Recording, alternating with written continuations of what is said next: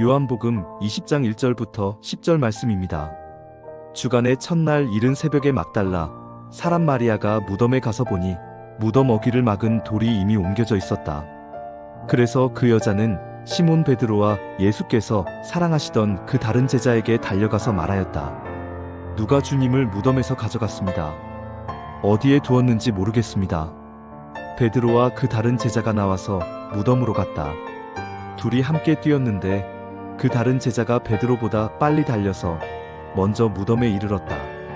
그런데 그는 몸을 굽혀서 삼배가 놓여있는 것을 보았으나 안으로 들어가지는 않았다. 시몬 베드로도 그를 뒤따라왔다. 그가 무덤 안으로 들어가 보니 삼배가 놓여 있었고 예수의 머리를 싸맸던 수건은 그 삼배와 함께 놓여 있지 않고 한 곳에 따로 개켜 있었다.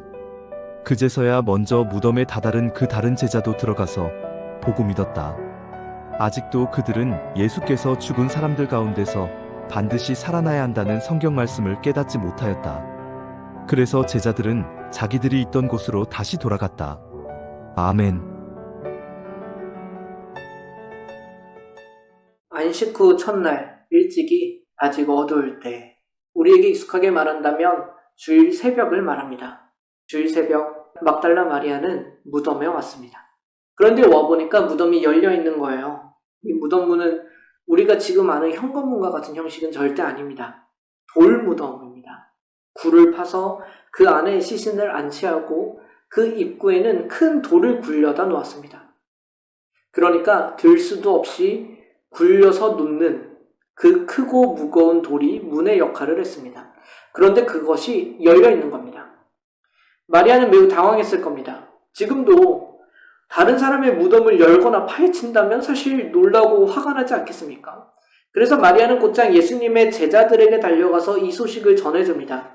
그 소식을 들은 베드로와 요한이 달려오는 겁니다. 마리아는 그때 이렇게 고백합니다. 사람들이 예수님의 시신을 가져가서 어디 두었는지 모르겠다. 이 말을 들으니 마리아도 예수님께서 부활하셨다고는 생각하지 못한 것 같습니다. 그죠? 부활에 대한 말씀까지는 기억이 나지 않고 틀림없이 다른 누군가가 그의 시신을 가져갔을 것이라고 생각했습니다. 어쨌든 마리아의 소식을 듣고 베드로와 요한도 곧장 빈 무덤으로 달려갑니다. 요한이 무덤에 먼저 도착하는데 문이 열려있는 겁니다. 무덤 입구 같은 경우에는 대단한 부유층의 무덤이 아닌 경우에야 약 1m 정도의 높이였습니다. 그러니까 성인들은 몸을 숙이고 들어가야 하는 정도의 높이였습니다.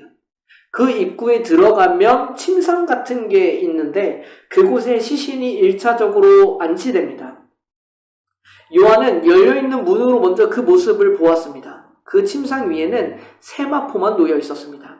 세마포는 시신의 몸을 감쌌던 천을 말합니다. 베드로는 도착하자마자 무덤으로 들어갑니다. 성경을 읽을 때마다 느끼지만 참 베드로다운 행동이에요. 세마포가 놓여있고 머리를 쌌던 수건은 다른 곳에 놓여 있었습니다. 여기서 다른 곳에 놓여 있었다는 것과 함께 주목해봐야 할 것은 따로 개어져 있었다라는 사실입니다. 이는 다른 누군가가 정리해 놓은 것이죠. 누구였을까? 누가 무덤을 지키고 있던 로마 군인들을 제압하고 최소 성인 2-3명이 힘써 굴려야 하는 무덤 문을 열고 예수님의 시신을 싼 세마포를 굳이 벗기고 수건을 정리해놓고 시신을 훔쳐갔을까 하는 겁니다. 로마와 유대 지도층들은 무덤을 철저히 감시하기를 원했습니다. 왜냐하면 그의 제자들이 예수님의 시신을 훔쳐다가 부활했다고 거짓말할까봐.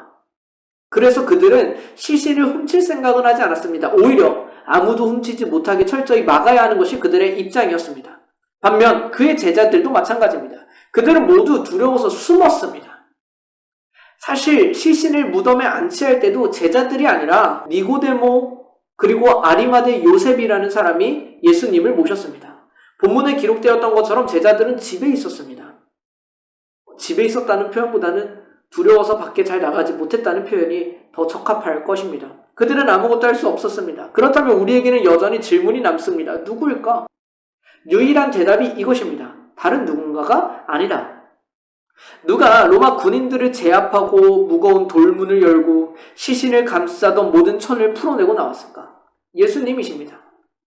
그날이 3일째 부활의 날이었던 것입니다. 예수님께서는 말씀하신 대로 부활하셨습니다.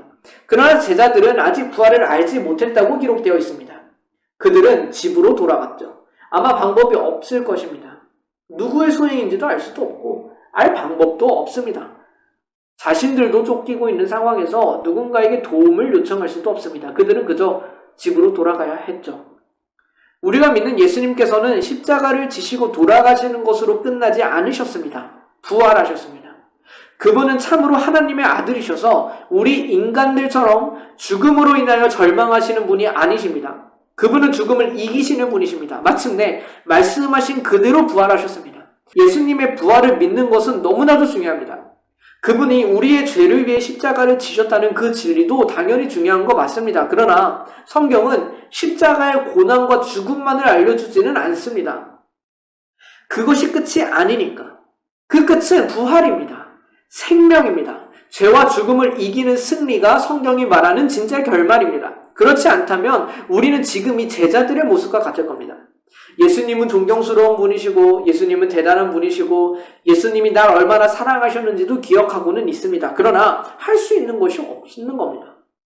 죽음만 있고 부활이 없으니 힘이 없습니다. 집으로 돌아가는 것이죠. 그러나 그 후에 제자들은 어떻게 변화되나요? 예수님을 만난 제자들, 특별히 부활하신 예수님을 만난 제자들은 사도 요한을 제외하고 모두 순교합니다. 이제는 죽음도 두려워하지 않고 하나님의 나라를 위해 살다가 죽는 것입니다. 어떻게 그들이 한순간에 이렇게 변화될 수 있었을까? 부활을 믿게 되었습니다. 예수님이 잡히시던 날 다 도망갔던 제자들이 어떻게 이렇게 담대하게 바뀌었나요? 부활을 믿게 되었습니다. 죽음이 아니라 생명이 그 뒤에 놓여 있음을 알게 된 겁니다. 이제는 두려워할 것이 없습니다. 죽음을 두려워하지 않는 사람이 도대체 그럼 더 무엇을 두려워할까? 부활을 믿으면 변화되는 겁니다. 부활을 믿어야 우리가 이 세상에서 하나님의 나라를 살아갈 힘을 얻습니다. 예수님을 믿으면서도 세상에 짓눌려 살아가는 것이 우리의 삶이 아닙니다. 이미 부활하신 예수님이 계시기에 힘을 얻고 담대함을 얻을 수 있는 것이 우리의 삶입니다. 우리에게 이 부활의 믿음이 새겨지기를 소망합니다. 그로부터 말미암는 세상 앞에서의 담대함, 믿음을 선택할 수 있는 힘이 가득한 우리가 되었으면 좋겠습니다. 함께 기도하겠습니다. 하나님 아버지, 주님께서 우리를 위해 지신 십자가는 죽음이 아닌 부활로 끝났음을 보았습니다.